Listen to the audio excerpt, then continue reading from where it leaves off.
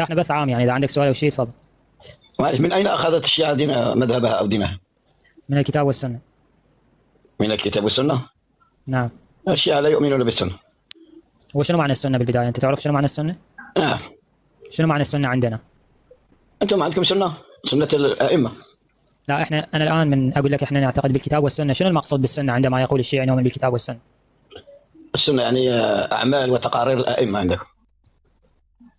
احنا عندنا السنه هو قول المعصوم وفعله وتقريره، معصوم بما نعم. هو معصوم بغض النظر عن كونه إيه. امام يعني. وكيف عرفت أنه معصوم؟ عن طريق الادله العقليه قبل النقليه. كيف يعني؟ أعطيني مثل. يعني مثلا اذا كان القدوه او الاسوه يرتكب الذنوب والمعاصي فسيحصل التنفير، كيف الله يامرني باتباعه؟ مثلا الرسول كيف يامرني باتباعه وكيف هو يرتكب الذنوب؟ كيف الله ينهاني من جانب عن ارتكاب الذنوب وكيف يامرني بطاعه من يرتكب الذنوب؟ هذا اجتماع نقيضين، فعقلا لابد يكون هو منزه عن الذنوب حتى نرجع اليه ونطمئن لاقواله وافعاله. يعني اعتمدت على النقل ليس على العقل. لا هو هذا عقلا، هذا استدلال عقلا، ما جبت لك روايه او شيء. انت على من اعتمدت ان الائمه معصومين؟ على من اين؟ الادله العقليه والادله النقليه ايدت حكم العقل. العقليه من اين اخذتها؟ من النقل؟ انت ما عاشرت امام. اكو شيء اسمه دليل عقلي يؤخذ من النقل، دليل عقلي يحكم به كل عاقل.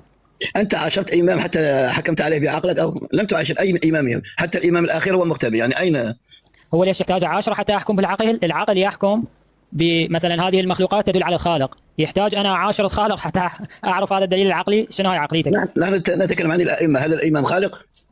لا قاعد اوصل لك الفكره، انت تقول لي اذا كان الدليل انت تقول لي اذا كان الدليل العقلي يثبت عصمتهم، تقول لي هذا كلام غير صحيح، لان لابد ان تعاشرهم حتى يدل العقل على انهم معصومين. شنو هذا الكلام؟ الدليل العقلي دل، لا كيف صحيح؟ الدليل العقلي دل على وجود خالق، لابد اعاشر الخالق حتى يدل الدليل العقلي، هذا ما اين لازم ذلك؟ انت الان تؤمن بان الائمه معصومين، اعطيني دليل. قلت لي النقل والعقل، اعطيني عندك دليل نقلي وميزته بعقلك، هذا هو مفهومك. ايه انا عندي دليل عقلي وعندي دليل نقلي متواتر، الادله المتواتره اللي هو حديث الثقلين مثلا. المشكله ما تؤمن بالسنه حتى تحتاج عليه. نعم، لا أؤمن فقط هي تؤمن فقط بالقران. يعني انت الان اعتمدت على الروايات التي قالت لك ان الامام معصوم.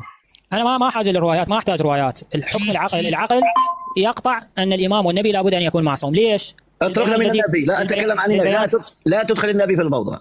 لا هو النبي او الائمه هم علي بن ابي طالب هو نفس النبي، فماكو فرق بين النبي لا هذا حجه الله وهذا حجه الله. اعطيني دليل قاطع ان الائمه معصومين، هذا ليس دليل يا اخي. اعطيتك دليل قاطع، انت ما قاعد تقدر ترد على دليلي. انا اعطيتك دليل قاطع، قلت لك بما ان الائمه حجج الله يحفظون الدين، فلازم الذي يحفظ الدين لابد يكون معصوم عصمه مطلقه، الذي يتركه النبي فينا نرجع اليه في اخذ الدين لازم يكون معصوم عصمه مطلقه. ليش؟ لان انا ما اقدر اخذ ديني من شخص يرتكب الذنوب ويامرني الله بطاعه من يرتكب الذنوب، كيف ينهاني من جانب عن الذنوب ومن جانب يامرني بطاعه من يرتكب الذنوب؟ هذا اجتماع نقيضين، فدل على ان الذي يحفظ الدين والذي لابد ان ارجع اليه لابد يكون معصوم عصمه مطلقه حتى يكون ديني ماخوذ من منبع صافي. انت تعرفت على احد من الائمه؟ تعرفت عليه شخصيا؟ لا. هسه ترد على الدليل العقلي، لا تقول لي اعطيني دليل. انت لم تتعرف على امام مباشر او سمعا او بصرا او سمعا، يعني شفته او رايته او سمعته. انت اعتمدت الان على النقل، عن الروايات، وين الروايات؟ وين الروايات؟ انا اعطيتك دليل عقلي، ما اعطيتك لا روايه ولا ايه. عقلي اين؟ اعطيني اين العقل هذا الذي تتحدث عنه؟ من اين اخذت الدليل؟ من القران ام من اين؟ يقول عقلي وين؟ من اين؟ الدليل بحكم العقل، لا قران ولا روايات. العقل، هل انت عرفت هذا الامام حتى تحكم عليه بعقلك؟ لم تعرفه. يعني لابد ان ارى الامام حتى يكون هناك لي دليل عقلي، صح؟ تعرفه دليل من القران. طيب هل انت تؤمن باستطاعتك ان تثبت وجود الله عقلا؟ نعم. هل رايت الله؟ نعم اثبته، والله اثبته الان. اثبته لك الان. رايت الله؟ انا اثبت بان الله موجود معنا الان، انا وانت. لا انت رايت الله ولا ما رايته؟ رايت قدرته. احسنت، رايت اثاره. زين، فانت قاعد تقول لي ما يصير تثبت عصمتهم بالدليل العقلي، لان ثبوت الدليل العقلي متوقف على رؤيه الامام. فهل نعم. انت رايت فاذا ثبوت الدليل العقلي على وجود الله يقتضي رؤيه الله، وانت ما رايت الله، فبطل استدلالك. لا، رايت قدرته، رايت كل شيء. هل انت عندك ما يصير تقول لي رايت قدره الله. لا، انت قلت لي صحة الدليل العقلي متوقف على رؤية الإمام، إذا انتهى من صحة الدليل العقلي على وجود الله متوقف على رؤية الله مو آثاره.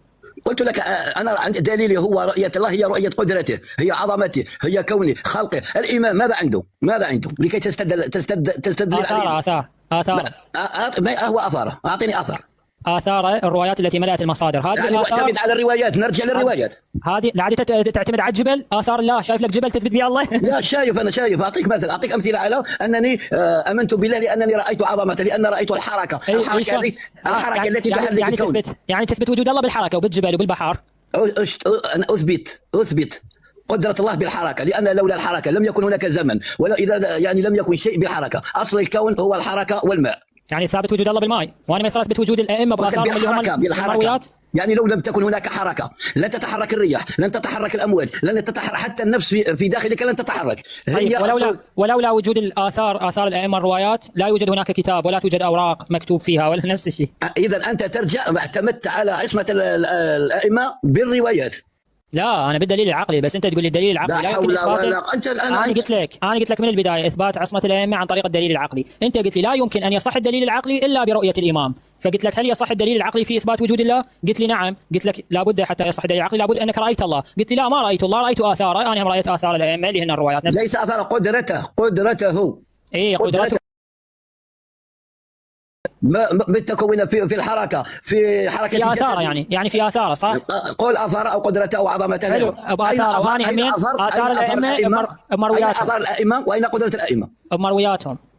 كيف مروياتهم؟ مروياتهم اثبتت ان لهم اثار، ومن جاءت هذه المرويات؟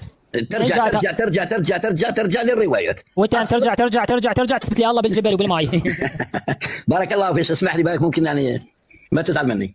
المهم دليلك باطل. لا دليلك كان باطل. استغفر الله العظيم، استغفر الله. حياك الله حياك الله، اهلا وسهلا. بارك الله فيك.